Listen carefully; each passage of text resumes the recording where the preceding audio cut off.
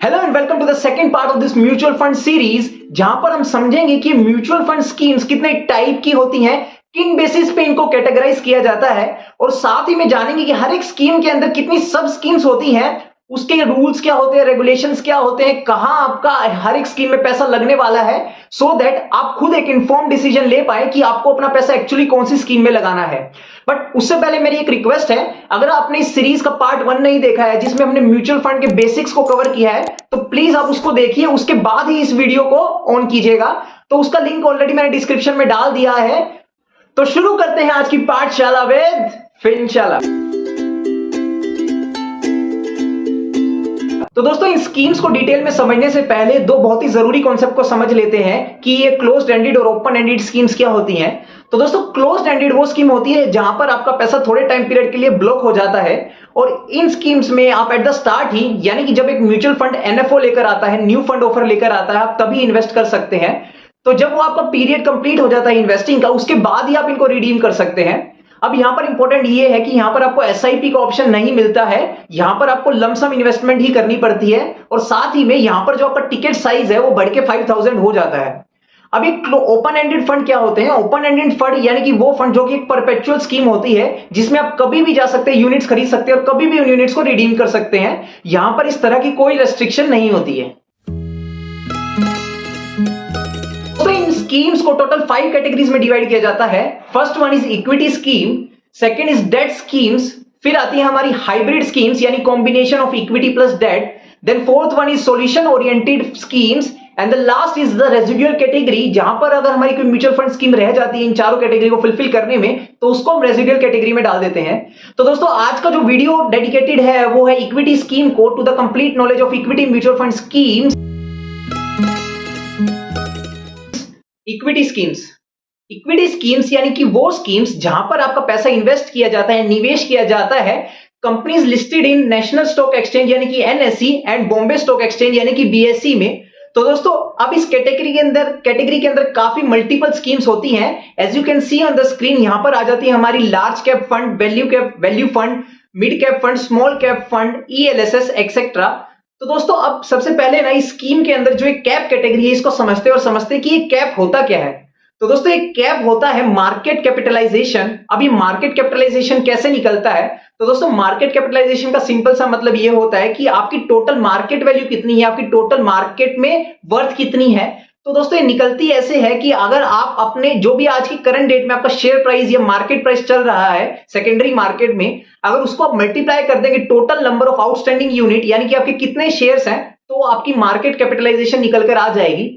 अब ये market capitalisation के नंबर के बेसिस पे इन कंपनीज को डिवाइड किया जाता है इन 3 categories, large cap, mid cap and small cap. तो दोस्तों, लार्ज कैप यानी कि वो कंपनीज जिनकी मार्केट कैपिटलाइजेशन होती है 20,000 करोड़ से ज्यादा, जैसे कि आपका हो गया रिलायंस, इन्फोसिस, टीसीएस।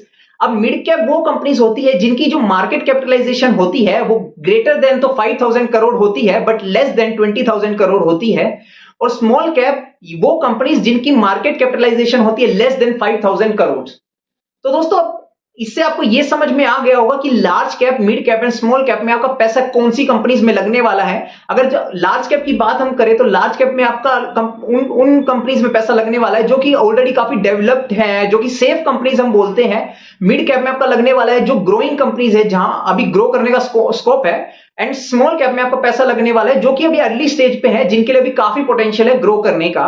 अब दोस्तों, इन पर्टिकुलर स्कीम्स के अंदर भी ना काफी रूल्स होते हैं जो हमारा सेबी डिसाइड करता है, सो दैट एक म्यूचुअल फंड मैनेजर अपनी फ्रीडम के अकॉर्डिंग या ज्यादा रिटर्न जनरेट करने के लिए कोई रिस्की बैट ना ले ले। तो अभी जैसे हम बात करते हैं लार्ज कैप की, तो दोस्तों लार्ज कैप में हमारा रूल होता है कि आपको एटलीस्ट 80% लार्ज कैप कंपनीज में लगाना ही पड़ेगा, हर एक म्यूचुअल फंड स्कीम को एटलीस्ट 80%। तो यहां पर हमने समझ लिया कि large cap, mid cap and small cap हमारा पैसा कहां निवेश करेंगे, इन स्कीम्स में हमारा पैसा कहां निवेश होगा। अब इस कैप कैटेगरी के अंदर 2 और इंपॉर्टेंट फंड आते हैं जिसको हम बोलते हैं multi cap fund and flexi cap fund. तो दोस्तों, काफी लोग इन फंड को कंफ्यूज करते हैं एज अ सेम स्कीम, और वो बोलते हैं कि एक सेम स्कीम है, बट ऐसा नहीं है। इन दोनों स्कीम्स में काफी डिफरेंस होता है। तो दोस्तों, जो आपका मल्टी कैप फंड होता है वो क्या करता है कि वो आपका पैसा निवेश करता है इन 3 कैटेगरीज, यानी कि large cap, mid cap and small cap, तीनों कैटेगरी में। बट वहां पर एक रूल होता है इनका प्रपोर्शन का, कि आप कितना प्रपोर्शन लार्ज कैप में इन्वेस्ट करेंगे एंड कितना प्रपोर्शन इन अदर कैटेगरीज में इन्वेस्ट करेंगे।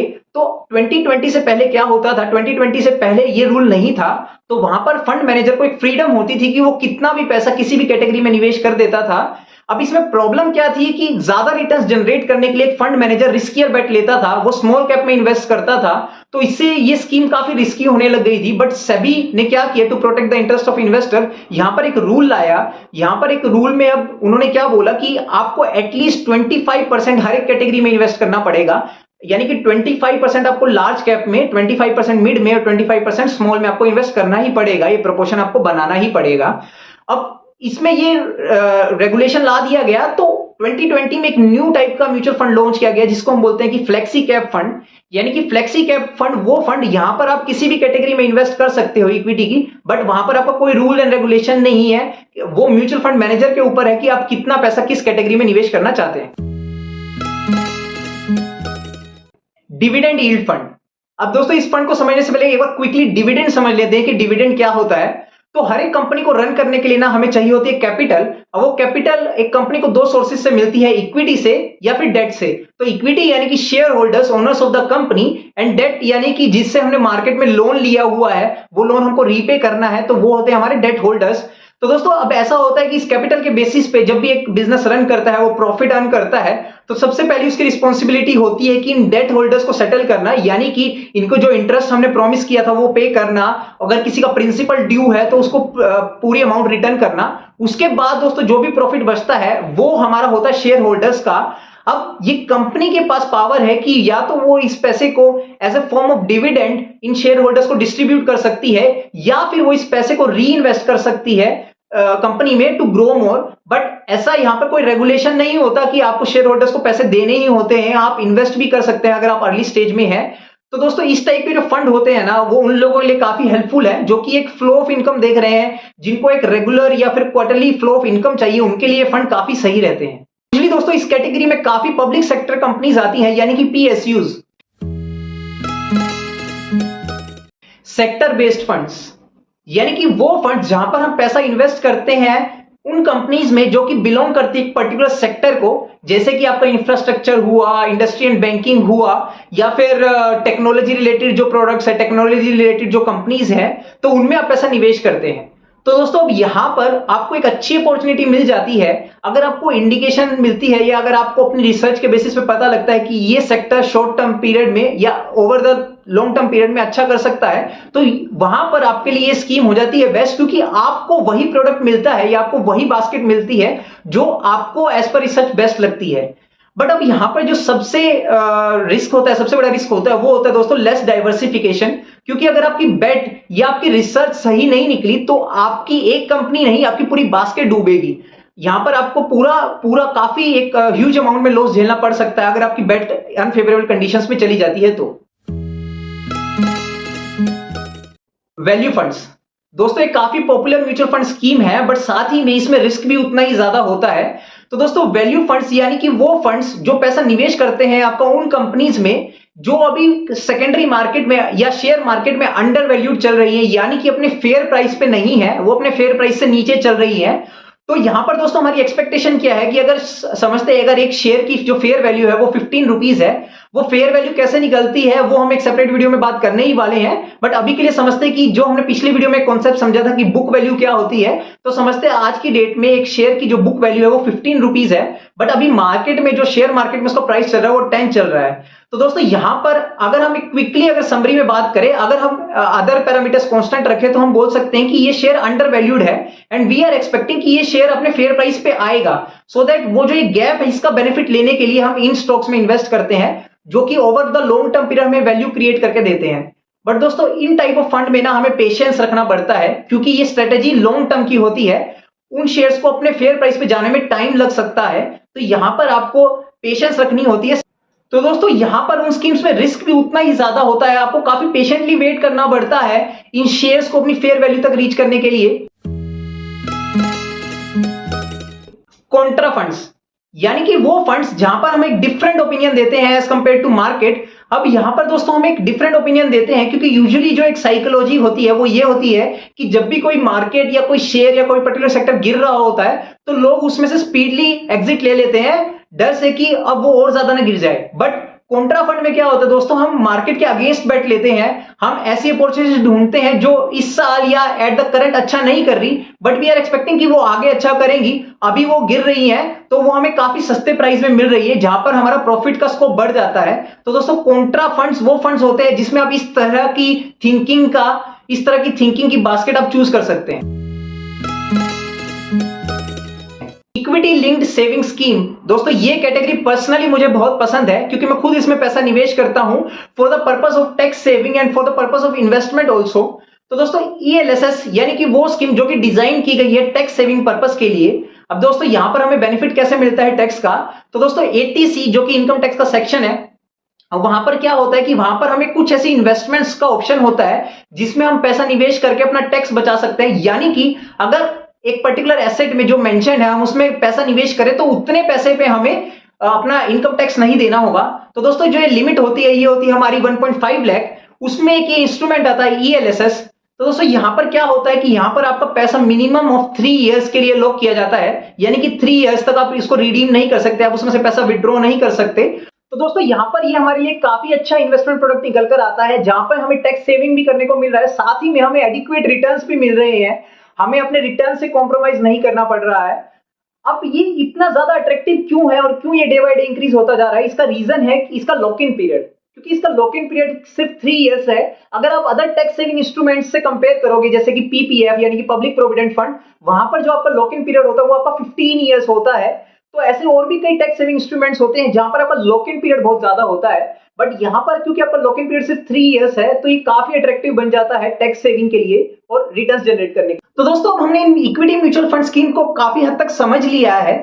जब हम प्रैक्टिकली बाय करने जाते हैं तो हमें वहां पे काफी और ऑप्शंस देखने को मिलते हैं, जैसे कि ये प्लान रेगुलर है या ये प्लान डायरेक्ट है या फिर ये प्लान ग्रोथ है या फिर IDCW आपने कभी किसी म्यूचुअल फंड स्कीम के नीचे देखा होगा। तो अब इन चारों टर्म्स को ना एक बार अच्छे से समझ लेते हैं। तो दोस्तों हर एक स्कीम आपको 2 ऑप्शंस में मिलती है, या तो आपका ऑप्शन नंबर 1 होता है ग्रोथ, सेकंड नंबर आपका ऑप्शन होता है IDCW। तो दोस्तों ग्रोथ का मतलब होता है कि जब भी आपको अपनी म्यूचुअल फंड स्कीम से प्रॉफिट होता है या आपको जो भी मार्केट में प्रॉफिट होता है, आपके पोर्टफोलियो में अपसाइड आता है, तो वो आपका जो जितना भी एनुअली बनता है साल में वो आपका री इन्वेस्ट कर दिया जाता है आप ही की स्कीम में, सो दैट आपको प्रॉफिट पे कंपाउंडिंग मिल सके और ओवर द लॉन्ग टर्म आपका एक अच्छा सम या अच्छा रिटर्न जनरेट हो सके। बट दोस्तों जो IDCW होता है यानी कि इनकम डिस्ट्रीब्यूशन कम कैपिटल विड्रॉल, उसमें क्या होता है दोस्तों, उसमें जो आपका प्रॉफिट होता है वो आपको डिस्ट्रीब्यूट कर दिया जाता है आप ही की स्कीम में से, सो दैट कि आपको एक रेगुलर फ्लो मिलता रहे। अब उसमें रेगुलर फ्लो में आपके पास एनुअल के ऑप्शंस होते हैं, आपके पास क्वार्टर के ऑप्शन होते हैं, आपके पास मंथली के भी ऑप्शन होते हैं, एंड इवन आपके पास डेली के ऑप्शंस भी अवेलेबल है in the form of dividend. अब दोस्तों इन दोनों स्कीम्स में हमारे पास 2 तरीके के ऑप्शन होते हैं दोनों ही स्कीम्स में, या तो हमारे पास ऑप्शन होता है डायरेक्ट प्लान का या हमारे पास ऑप्शन होता है रेगुलर प्लान का। तो दोस्तों डायरेक्ट प्लान यानी कि वो प्लान जो कि मैं डायरेक्टली एक AMC से ले रहा हूं, बीच में कोई इंटरमीडिएरी नहीं है। इसको आप ऐसे समझ सकते हैं कि हम कोई भी प्रोडक्ट डायरेक्टली मैन्युफैक्चरर से ले रहे हैं, बीच में कोई इंटरमीडिएरी नहीं है। तो दोस्तों यहां पर जो हमें एक्सपेंस रेशियो मिलती है वो काफी चीप रेट पे मिलती है। बट दोस्तों अगर मैं बात करूं रेगुलर प्लान की, तो रेगुलर प्लान में हमारा एक इंटरमीडिएरी होता है, एक फाइनेंशियल एडवाइजर होता है, एक फर्म होती है जो कि हमें हमारे म्यूचुअल फंड स्कीम डिसीजन लेने में हेल्प करती है। तो दोस्तों इसमें क्या होता है, अब इन दोनों ही टाइप की स्कीम्स की जो NAV होती है ना, अगर आप किसी भी प्लान की चेक करोगे तो आपको अलग ही मिलेगी, थोड़ा सा डिफरेंस होता है क्योंकि दोस्तों जो आपका रेगुलर प्लान होता है वहां पर आपको जो एक्सपेंस रेशियो है वो 2 बार देनी पड़ती है।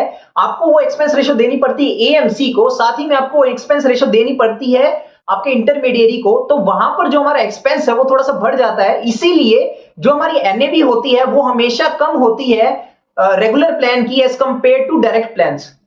तो यू मस्ट बी थिंकिंग कि कोई रेगुलर प्लान लेगा ही क्यों जब हमें वहां पर 2 बार फीस देनी पड़ रही है।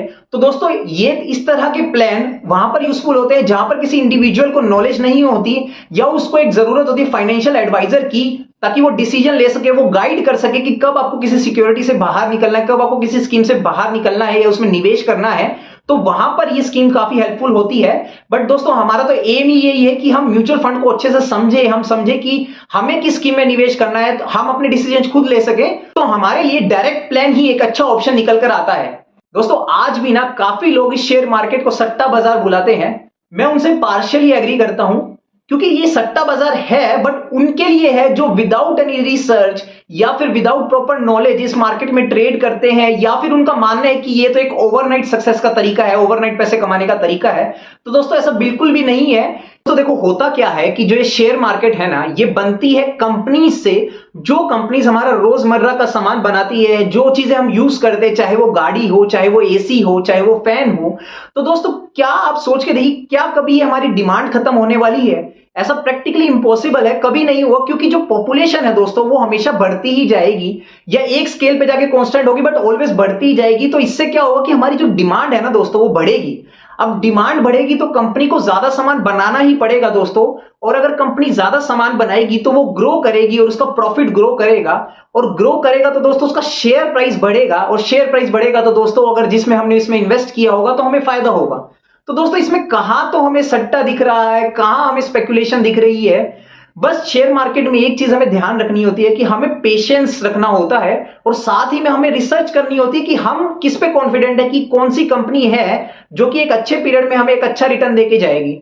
तो दोस्तों यहां पर हम एनालिसिस करते हुए समझ सकते हैं कि हमें इक्विटी म्यूचुअल फंड एक बहुत अच्छा ऑप्शन मिलता है, हमें उसमें जरूर इन्वेस्ट करना चाहिए। दोस्तों अगर आपको हमारी मेहनत पसंद आई होगी तो हमारे चैनल फिनशाला बाय निखिल को जरूर सब्सक्राइब कीजिएगा, इस वीडियो को लाइक शेयर एंड कमेंट कीजिएगा, एंड साथ ही में बने रहिए, क्योंकि अगला जो वीडियो होने वाला है वो काफी इंपॉर्टेंट होने वाला है, जिसमें हम समझेंगे कि डेट म्यूचुअल फंड कैसे काम करता है, कैसे उसमें एनएवी निकलती है, कैसे उसमें प्राइसिंग होती है। तो तब तक के लिए नमस्कार।